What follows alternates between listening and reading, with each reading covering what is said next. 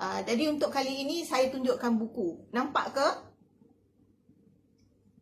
Nampak? Boleh kot, ya.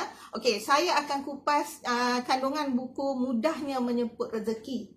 Kalau dengar pasal rezeki ni kan kebanyakan kita suka kan? Saya pun suka. Ya, jadi bagaimana? Apa bezanya menjemput dengan kita nak mencari rezeki? Mencari ni kita tak pasti di mana dia.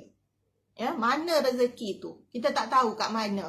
Tetapi bila menjemput ni, kita dah tahu rezeki kita kat mana. Kita hanya perlu jemput saja dia untuk datang kepada kita. Itu bezanya mencari dan menjemput rezeki. Okey, buku ini ditulis oleh saudara Faturi Salahuddin. Beliau berada di Pasir Mas, Kelantan. Dan ini adalah edisi yang ke-8. Cetakan yang ke-8 daripada 2012 hinggalah sekarang. Dah sampai ke cetakan yang ke-8. Kebetulan saya menghadiri satu convention dan saya berkenan untuk meneroka kandungan buku ni. Ya, daripada kandungan buku ini kita dapat beberapa ilmu yang berkaitan dengan bagaimana untuk menjemput rezeki kepada kita. Kita tahu bahawa kadang-kala apa yang dikatakan rezeki tu. Kita nak tahu juga rezeki tu apa. Jadi kali ini saya jelaskan tentang rezeki tersebut, apa maksud rezeki itu. Dalam slot pengenalan, dia kata rezeki bukan sekadar yang nampak di mata tuan-tuan dan puan-puan ya. Jadi rezeki adalah apa yang kita rasakan manfaatnya kepada diri kita, sama ada halal ataupun haram. Haram pun rezeki ke? Itu dia. Itu yang dimaksudkan. Dia kata rezeki adalah apa yang dirasakan manfaatnya, sama ada halal atau yang haram, sama ada baik ataupun buruk. Sebab itu bila kita ditimpa musibah tu rezeki tu, kata orang, pelik pula, kenapa musibah rezeki? Kan kalau dapat duit selonggok tu, orang akan kata ya itu rezeki, alhamdulillah, alhamdulillah. Kan? Tapi bila dapat musibah, bukan rezeki. Tapi kadang-kadang kita tersilap. Sebenarnya musibah yang datang pada kita itu ada iktibar di sebaliknya. Ya, macam saudara Fansuri ini yang menulis buku tentang mudahnya menyebut rezeki ni, dia telah berhadapan dengan banyak dugaan dalam kehidupan. Ya, dia telah melalui liku-liku kehidupan daripada yang susah hingga sekarang dia senang. Ustaz Noh, ada bunyi macam derawan hujan. Boleh? Okey. Okey. Alhamdulillah. Sebab bila saya dengar bunyi macam hujan luruh tu kan, nak tahu juga dengar ke tidak. Okey, hujan kat luar.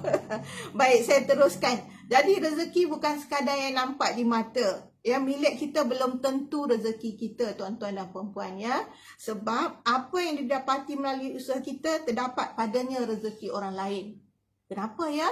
Sebab bila kita dapat duit gaji kita bulan-bulan, ya, penulis menyatakan, kalau kita dapat RM5,000, bukan bulat-bulat tu 5,000 tu rezeki kita. Sebenarnya dalam 5,000 tu ada rezeki tukang sapu, ada rezeki untuk TNB, ada rezeki untuk syabas. Betul tak? Sebab setiap bulan kita membayar bil-bil tersebut. Itu rezeki-rezeki orang lain. Dan kadang-kala daripada RM5,000 kita tu, Allah temukan kita dengan seorang insan yang amat memerlukan bantuan kita. Allah detikkan hati kita untuk menyumbang padanya. Jadi mengalirlah duit itu ke tangan individu tersebut. Jadi itu bukan rezeki kita, tapi rezeki hamba Allah tersebut. Sebab itu dia kata dalam rezeki kita ada rezeki orang lain. Okay, ya? Jadi saya teruskan. Dalam buku ini juga dinyatakan tak perlulah kita bersangka buruk kepada sesiapa apabila rezeki kita menjadi sempit, atau berasa hebat apabila rezeki kita melimpah ruah. Jangan takbolah, aku banyak duit. Ya, sebab bila Allah marah, sekelipan je dia boleh tarik nikmat yang diberi pada kita. Saya rasa tuan-tuan dan puan-puan sedia maklum. Jadi bila saya baca buku ni, kita mengingatkan kita balik. Dan udara, air dan gunung juga adalah merupakan rezeki untuk kita. Kalau Allah tak bagi oksigen kat kita, Ramai yang tuk-tuk mati saya rasa. Kan? Jadi tu rezeki kita, nikmat yang Allah bagi. Bangun tidur kita dapat menyedut udara segar. Bangun tidur kita dapat meneguk segelas air. Ya, kalau orang dulu terpaksa pergi ke perigi, kan, nak terpaksa menyeduk air tersebut, bawa masuk ke rumah. Tapi rezeki kita di zaman milenium ini semuanya di hujung jari. Kan? Nak air, pulas saja paip, pilih dekat rumah, dah ada air. Rezeki tu. Kan? Kalau dulu rezeki orang dulu-dulu terpaksa bersusah payah mendapatkan air. Tapi orang zaman sekarang buka saja paip, dah keluar air. Bayar je lah bil. Kan? Sebab itu rezeki Syahbaz untuk dapat air. Ya? Okey, bayar je lah elektrik untuk dapatkan api. Rezeki juga kalau tidak kita bergelapan. Kita tengok apa yang dilakukan oleh Ustaz Abid Liu sepanjang PKPB ni. Ya? Dia pergi menziarahi orang-orang yang tidak berkemampuan. Mungkin rezeki mereka di situ. Tapi Allah turunkan, Allah hantar Ustaz Abid Liu untuk pergi berjumpa dengan mereka. Ada pula insan-insan yang menghubungi Ustaz Abid Liu. Dekat sini-sini Ustaz, ada orang yang memerlukan bantuan. Itu semua kerja Allah. Yang kita tahu. Sebab dah tertulis di atas sana, ini rezeki dia. Begitulah juga dengan rezeki kita. Okey, seterusnya dalam buku ini juga saya suka untuk kongsikan pada tuan-tuan dan puan-puan. Ilmu itu adalah rezeki. Semua orang tahu. Ya, orang kata kalau nak hidup senang, belajarlah walau sampai ke negeri China sekalipun. Memang betul. Orang dulu-dulu pun kata, mak-mak kita selalu ingatkan pada anak-anak, belajarlah ya nak. Ya, ilmu itulah yang dapat mengubah masa depan kita. Kita yakin dan percaya. Tetapi ini semua adalah dengan izin Allah. Ilmu telah mengubah cara kita melakukan kerja. Dengan ilmu kita akan dapat kerja yang lebih mudah lagi. Hakikatnya dalam dunia ini tiada yang mudah. Sesuatu perkara yang menjadi mudah apabila kita berilmu. Itu saya dah terangkan tadi bagaimana kita dapat api, kita dapat air. Apa pula kaitan usaha dengan rezeki? Ya, kita akan tertanya-tanya pada diri kita. Sebenarnya ada orang yang memang mempunyai rezeki daripada Tuhan, namun melihat caranya berusaha, Tuhan dijadikannya nombor 2 pula. Okay, saya nak kongsi satu cerita Ustaz ya. Dalam buku ini, dalam satu riwayat, dinyatakan oleh seorang sahabat yang sedang bekerja. Beliau menyiapkan dinding yang terdiri daripada susunan batu bata. Pada masa azan dilaungkan, kerjanya sudah hampir siap. Iaitu hanya tinggal meletakkan sebutir bata sahaja lagi. Apabila ketulan terakhir itu diletakkan di tempatnya, maka sempurnalah kerjanya. Namun, tak kala mendengar azan dilaungkan, serta-merta hamba Allah ini menghentikan kerjanya dan terus menuju ke tempat solat. Apabila beliau ditanya, kenapa dia tidak meneruskan saja kerjanya tadi? Kita selalu macam ni. Terutama saya lah kadang-kala tu kan. Sibuk nak siapkan kerja. Allah, sikit je lagi. Waktu zuhur panjang, waktu asar panjang, maghrib je pendek. Tu tekan kabut sikit kan. Tetapi hamba Allah ni lain. Apabila dia dengar saja waktu azan, dia terus memberhentikan kerja walaupun tinggal sebutir je lagi bata yang perlu disusun. Jadi, dia jawab pada rakan yang menanyakan kepadanya. Beliau menjawab bahawa jika beliau meneruskan kerjanya, sebenarnya beliau membesarkan batu bata dan bukan membesarkan Allah. Padanya apabila azan dilaungkan, semuanya adalah kecil kecuali Allah. Nah, beginilah ya saudara, dahsyatnya iman rakan tersebut. Maka tidak hairanlah rezeki mereka melimpah ruah. Mereka dipandang mulia walau tanpa harta dan kuasa. Mereka mendapat redha Allah dan dijanjikan kejayaan. InsyaAllah mendapat syurga semasa masih di dunia lagi. Itu ya di antara yang saya boleh kongsikan pada tuan-tuan dan puan-puan ya. Dan saya teruskan lagi. Dia kata dalam buku ini juga ada tips nak menjemput rezeki. Macam saya kata, kita dah tahu. Kita hanya perlu jemput saja rezeki itu untuk datang kepada kita. Apa yang nak dijemput? Dia kata dalam buku ini, untuk menjemput rezeki, kita perlu mengutamakan solat. Masyarakat kita tadilah, ya, jangan menangguh-nangguh. Yang kedua, dia kata amalkanlah solat tahajud, duha. Itu kita tahu. Saya rasa rata-rata ahli karyah surah Al-Taqwa memang tahu. Antara nak buat dengan tak buat. Antara nak mula dengan bila. Kan? Macam saya lah juga. Kan? Kadang-kala tu Allah belum buka pintu hati katanya. Okey. Jadi yang seterusnya, zikir. Ya, zikir. Macam ustaz pula, ustazah, sedangkan kaunselor je kan. Tapi oleh kerana berkat saya membaca buku ni, Ustaz Noh, ya.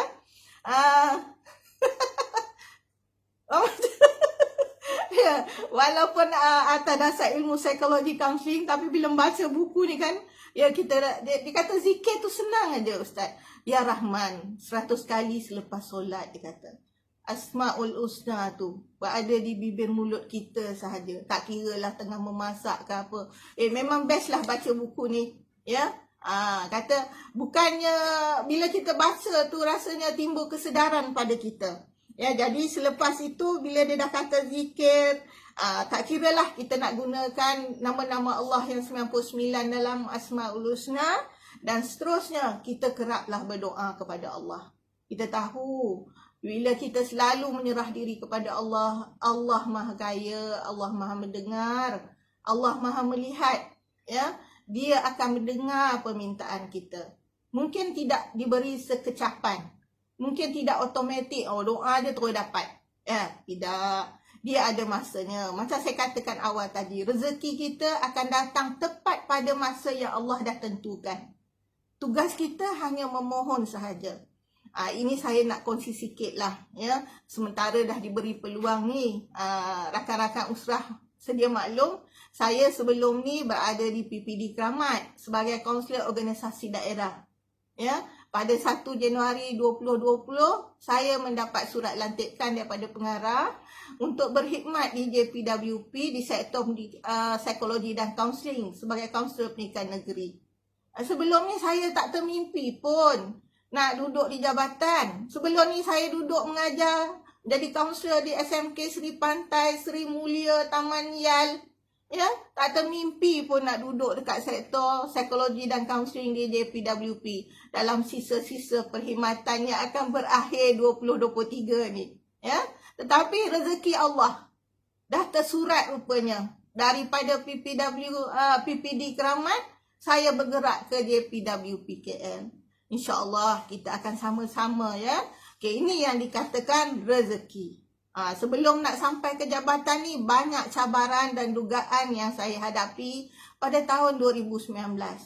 Tapi oleh kerana agaknya dah warga, apa orang kata, kan kata tua sangat tak adalah tua sangat, tapi bila kita berada di warga senior ni, momentum kita tidak masa muda-muda dulu. Kita lebih banyak berserah kepada Allah atas apa yang berlaku pada kita. Baik tentang kerjaya, baik tentang keluarga, baik tentang pasangan. Itu semua adalah rezeki yang Allah beri pada kita. Dan saya reda dengan rezeki yang Allah beri kepada saya. Sebelum ni Ustaz, ya, ada kawan-kawan saya mengatakan pada saya, tak sempurnalah hidup akak ni. Kenapa ya tak sempurna? Akak ada 2 orang anak lelaki je. Kalau nak jadi seorang wanita yang sempurna, kena ada anak lelaki dan perempuan. Ya ke? Saya bertanya balik pada diri. Masya Allah, begitu fikiran setengah daripada kita. Bagaimana dengan orang yang tiada zuriat? Kan? Allah dah tentukan rezekinya, dia tiada anak, tapi dia ada rezeki di bahagian lain. Macam saya tak ada rezeki untuk dapat anak perempuan. Mana tahu nanti saya dapat menantu perempuan yang baik-baik belaka. Kan? Dan anak lelaki saya ini menyejukkan perut saya, menyenangkan pandangan mata. Tuan-tuan dan puan-puan pun tahu kan?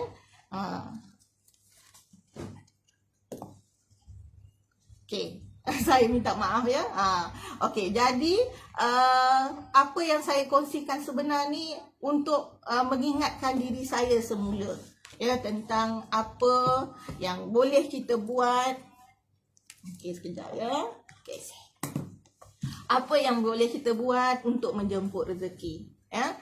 Ustaz kena ingatkan saya nanti Ustaz. Dia kalau cikgu ni bila dia bagi peluang bercakap kan dia tak ingat. Dia melalut je orang. Nampak? Jelas. Okey. Okey, kita sambung tentang saya kata rezeki tadi. Tadi rezeki saya kata saya ada anak dua orang anak lelaki sahaja. Tetapi alhamdulillah dengan 2 orang anak ini saya lega. Dengan seorang suami yang dihantar oleh Allah untuk saya menjadi imam saya, alhamdulillah. Ya, dah hampir ke usia 28 tahun perkongsian hidup kami, saya merasa kebahagiaannya. Itu rezeki. Bukan rezeki itu atas nilai material, keuangan, rumah besar, ya, duit berjuta-juta macam Alif Syukri, ya, rumah macam Istana Gah. Tapi kau dapat elok juga kan? Cuma belum masanya. Mungkin bukan rezeki lagi, ya. Okey. Dan dalam isu rezeki ni juga, kesihatan adalah rezeki. Sifat-sifat baik adalah rezeki. Sifat-sifat tak baik adalah rezeki. Macam saya kata. Ini apa yang dituliskan oleh pengarang tentang mudahnya menyemput rezeki. Ya, jelas kat sini kalau kita dapat kesihatan yang baik, rezeki. Kesihatan yang tak baik pun rezeki. Sebab bila kita selalu baik, kadang-kadang kita rasa orang kata apa? Bangga diri. Aku tak pernah sakit. Kan? Sepanjang aku hidup, okey lah. Kan? Tak payah. Kalau orang duk datang nak jual suplemen ke apa, tak payah benda-benda ni. Kan? Daripada hidup sampai sekarang tak pernah makan benda-benda ni. Tak boleh tak Ustaz? Kan? Belagaknya dia. Kalau Tuhan nak cabut sekejap aja kan. Tu alih-alih besok udah untut pula kaki ke. Udah kan. Sebab kita tak sepanjangnya sihat. Rezeki sihat dan sakit itu adalah ketentuan Allah. Cuma kita jangan takbur. Okay, jadi sifat yang baik ini sebenarnya banyak dikongsikan sepanjang kita hidup kat sini ya. Ada 3 perkara yang sesiapa dapat mengumpulkan ketiga hal ini dalam dirinya, maka dia telah dapat mengumpulkan iman secara sempurna. Ya, untuk kita menjemput rezeki ni kita mesti konsisten. Iman kita mesti teguh. Kan? Macam saya katakan tadi. Okay, jadi apa caranya? Memperlakukan orang lain sebagaimana kita suka diri kita diperlakukan oleh orang lain. Kalaulah kata kita nak dihormati, kita hormatilah orang lain. Kalau kata kita hendak dipuji, kita pujilah orang lain. Ini asyik orang dia puji. Cantiklah baju kau hari ni, bling-bling. Biasalah, aku tak tahu ni berapa ribu. Siap kau. Kan? Sedangkan Allah sedang menunjukkan pada kita. Kan? Orang tu puji. Kau pun patutlah puji. Kau pun apa kurangnya? Cantik juga. Ni rezeki daripada Allah. Alhamdulillah. Okay. Tu contohlah Ustaz. Okay, jadi kalau kita nak orang hormati kita, rezeki kita, orang sayang kat kita, orang hormat kat kita, itu pun rezeki. Tapi kalau kita tak pandai untuk menghormati orang lain, bertambah atau berkurang tak rezeki kita? InsyaAllah akan berkurang. Sebab kita mengundang kemarahan orang kepada kita. Kalau kita mengundang rasa sayang, belas, ihsan orang atas budi baik kita, atas orang kata apa, tata kelakuan kita, insya-Allah. Okey. Ni kan dah melalut. Tadi saya dah kata tentang jaga solat, tahajud, duha, zikir, doa, dan satu lagi Ustaz dalam bulan puasa ni, sedekah. Sedekah amal jariah. Ini adalah tips untuk menjemput ilmu. Kita selalu dengar orang kata, saya baru je bagi RM5 kat sekolah-sekolah tu. Alih-alih tak lama lepas itu dalam akaun saya dapat masuk duit RM500. Tu siapa yang buat? Masya Allah. Kan? Ya kan, sebenarnya ramai di antara kita yang berhadapan macam tu. Ya, kita sedar kadang-kadang kita baru je bagi insan tu berapa ringgit lah dengan ikhlas hati. Kita tak rasa apa. Kadang Tuhan bagi insting dekat kita. Kan dia bagi hidayah kat kita. Kesian kat hamba Allah ni. Kalau kau ada duit bagilah. Kadang secara tak sengaja je, tangan ni ringan je bagi. Tak ada niat apa-apa, kan? Tapi berkat doa hamba Allah tersebut, duit yang kita bagi tu berlipat kali ganda rezekinya dapat kat kita. Sebenarnya selalu keadaan ni berlaku antara kita. Cuma antara alert dengan tak alert je. Kan? Tapi insya-Allah berkat aktiviti yang sektor pendidikan Islam buat di JPWP, alhamdulillah ramai daripada kita yang sedar. Okey ya. Jadi saya nak ada berapa minit lagi Ustaz ya. Jadi untuk menjemput rezeki ni memang lebih mudah berbanding dengan mencari rezeki. Mencari bermakna kita tak tahu tempatnya. Ya, justru itu kita sudah tak perlu pening-pening kepala lagi apabila kita mahu menjemput rezeki.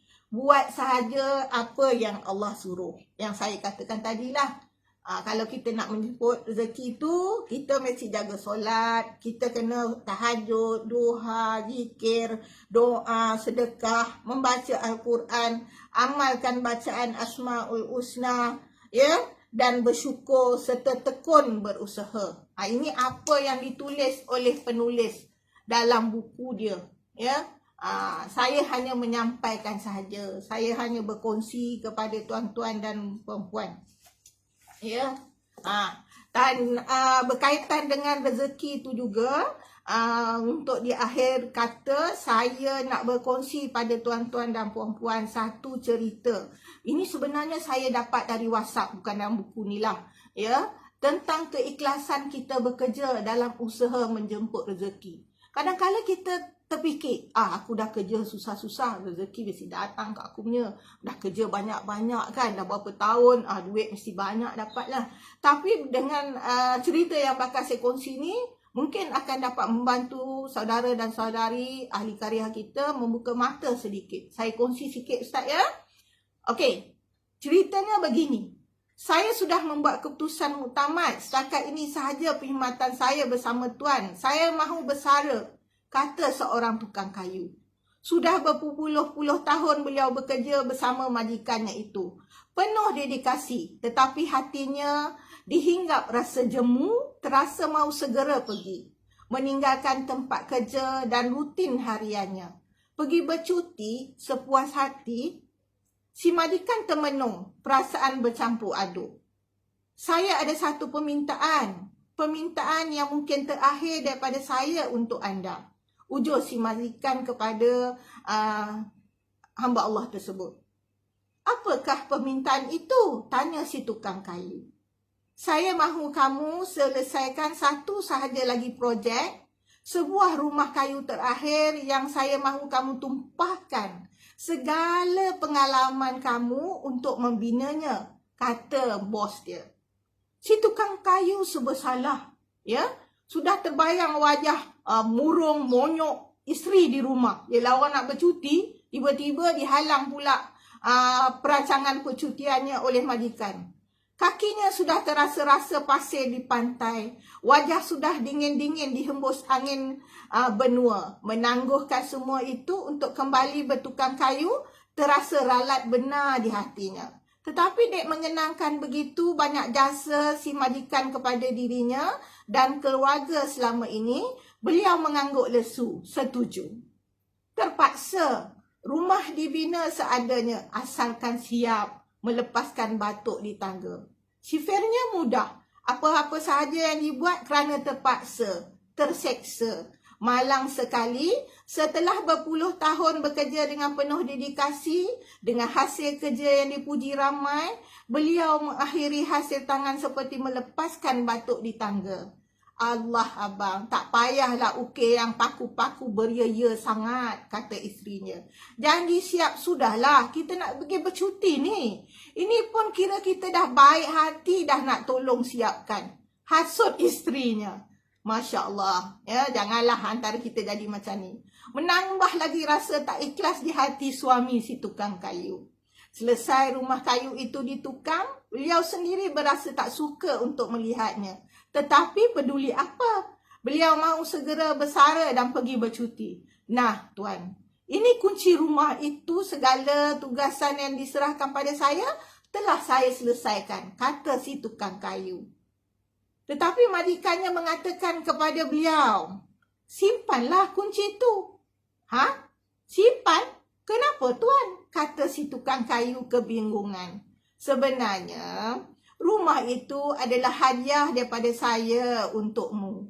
Tanda penghargaan atas persahabatan kita selama ini. Kata si majikan dengan wajah yang tulus penuh keikhlasan. Mengelertar tangan si tukang kayu. Hatinya ditaufan rasa sesal. Kalaulah aku tahu rumah ini adalah milikku, nescaya akan kubuat dengan sebaik mungkin. Hati kecil yang tak pernah berbohong itu berbisik kesal. Ya? Itulah cerita yang saya nak kongsikan dengan tuan-tuan dan puan-puan. Dalam musim PKPB ni, kita kena ikhlas bekerja. Rezeki akan datang. Kita jangan ambil mudah. Kita jangan seperti melepaskan batuk di tangga. Saya pun mengingatkan pada diri saya sendiri, Ustaz, ya. Mana tahu kita tak tahu dengan RM yang kita terima setiap bulan tu berbaloi ke dengan usaha kita. Sebab itu dari sektor pendidikan, sektor psikologi dan kaunseling, setiap hari kami cuba untuk berkongsi infografik. Setiap hari kami berkongsi maklumat kepada warga JPWP KL, walaupun tak dapat nak face to face, walaupun tak dapat nak bersemuka, nak buat aktiviti, ya, kena jaga jarak, ya. Tak boleh beramai-ramai dengan Google Meet je macam ni. Tapi alhamdulillah, insya-Allah kita berusaha. Saya rasa Ustaz, masa pun dah panjang Ustaz kan? Saya harap apa yang saya kongsikan pada kali ini bermanfaat untuk semua. Saya tidak ada tujuan untuk mengenakan siapa-siapa. Saya ikhlas berkongsi sebenarnya untuk mengingatkan diri saya, pada diri saya juga, pada anak-anak saya, pada keluarga saya. Okay, Ustaz, ya, saya akhiri dengan wabillahi taufiq wa hidayah. Assalamualaikum warahmatullahi wabarakatuh. Yang baik itu daripada Allah, yang kurang itu atas kelemahan diri saya sendiri. Assalamualaikum.